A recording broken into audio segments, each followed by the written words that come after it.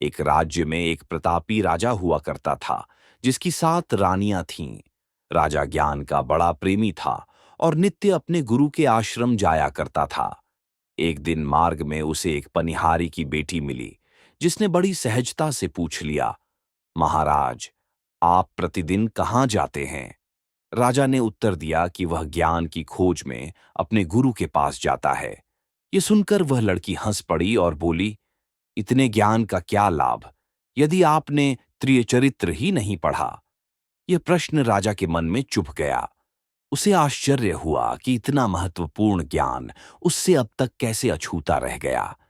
वह सीधे अपने गुरु के पास पहुंचा और क्रोध में पूछ बैठा कि उसे अब तक त्रियचरित्र क्यों नहीं पढ़ाया गया।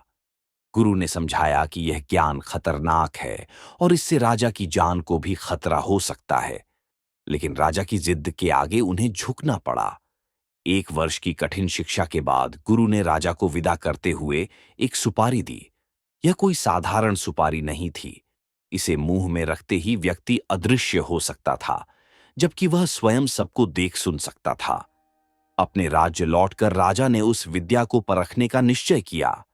आधी रात को सुपारी मुंह में रखकर वह अदृश्य हो गया और राज्य के पूर्वी चौराहे पर जा खड़ा हुआ। उसने देखा कि वही पनिहारी की लड़की चुपके से एक कुटिया में जा रही थी, जिसके भीतर एक साधु बैठा था। साधु ने लड़की को देर से आने पर फटकारा। लड़की ने सफाई दी कि उसका पति आ गया था, जिसे सुलाकर आने में देर हो गई। यह सुनते ही साधु आग बबूला हो गया और बोला, यदि तुझे अपने पति के साथ ही रहना है तो यहां क्यों आई है? लड़की ने जब अपनी वफादारी का यकीन दिलाना चाहा, तो साधु ने उसे एक चाकू थमाते हुए कहा, अगर तू सच कहती है तो जा और अपने पति का सिर काट कर ले आ। अविश्वसनीय रूप से उस स्त्री ने बिना एक पल सोचे घर जाकर अपने सोते हुए पति का गला काट दिया और उसका सिर लेकर साधु के पास लौट आई। लेकिन साधु ने उसे धक्के मारकर भगा दिया और कहा, जो 7 फेरों के बंधन की न हुई, वह मेरी क्या होगी? अब उस स्त्री के पास कोई रास्ता न था। उसने पति के सिर को धड़ से जोड़ा और सुबह जोर जोर से रोने का नाटक करने लगी। जब लोग अंतिम संस्कार की तैयारी करने लगे, तो उसने पति के साथ सती होने की घोषणा कर दी। ये पाखंड देखकर अदृश्य खड़ा राजा अपनी हंसी नहीं रोक सका और बोल पड़ा, त्रिय चरित्र जाने नहीं कोई, पति मार के सती हुई। लड़की समझ गई कि राजा सब कुछ जान चुका है। उसने राजा को एक चेतावनी दी, हे राजन, जहां भी जाना चटाई झाड़कर ही बैठना। अगली रात राजा ने एक और भयावह दृश्य देखा। उसकी अपनी 7 रानियां उसी साधु की कुटिया की ओर जा रही थीं। रानियों ने अदृश्य राजा को नहीं पहचाना और उसे एक साधारण व्यक्ति समझकर अपना सामान उठाने को कहा। कुटिया पहुंचकर उन्होंने साधु से उस अजनबी के रुकने की व्यवस्था करने को कहा। साधु के एक चेले ने राजा को एक ऐसे कमरे में पहुंचा दिया जहां केवल एक चटाई बिछी थी। जैसे ही राजा बैठने लगा, उसे पनिहारी की लड़की की चेतावनी याद आई। उसने चटाई उठाई तो उसके पैरों तले जमीन खिसक गई, क्योंकि चटाई के नीचे एक गहरा कुआं था, जिसमें कई पुरुष जीवित कैद थे। राजा वहां से तुरंत भागा। साधु और रानियों ने उसे देख लिया और उसका पीछा किया, पर राजा तैरकर एक नदी पार कर गया। भागते समय उसके सोने के दांत चमक उठे, जिससे साधु ने अपनी जादुई शक्तियों से पता लगा लिया कि राजा अब एक तोते का रूप ले चुका है।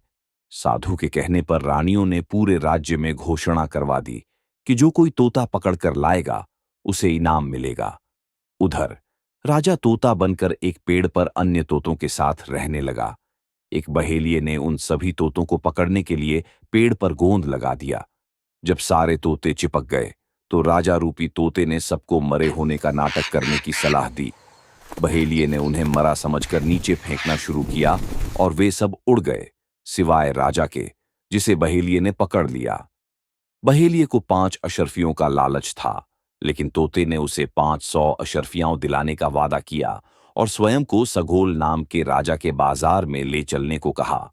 सगोल राजा का नियम था कि शाम को बाजार का बचा हुआ सारा सामान वह स्वयं खरीद लेता था। तोते ने अपना दाम इतना अधिक बताया कि उसे कोई खरीद न सका और शाम को राजा सगोल ने उसे खरीद लिया। वह तोता अपनी बुद्धिमत्ता से जल्द ही राजा सगोल का प्रिय बन गया। उसने एक बार 4 राजकुमारों के बीच उत्तराधिकारी चुनने की जटिल पहेली को भी अपनी चतुराई से सुलझा दिया। इसी बीच साधु और सातों रानियां भेष बदलकर नाचने गाने वालों के रूप में सघोल राजा के दरबार में पहुंचे। उन्होंने राजा को प्रसन्न करके इनाम में वही बुद्धिमान तोता मांग लिया। तोते ने पहले ही सगोल राजा की राजकुमारी को अपनी पूरी कहानी बता दी थी। दोनों में प्रेम हो गया था। जब राजा सगोल ने तोता साधु को देने का आदेश दिया तो राजकुमारी ने गुस्से का नाटक करते हुए पिंजरे को आंगन में फेंक दिया। तोता तुरंत सरसों का दाना बनकर बिखर गया।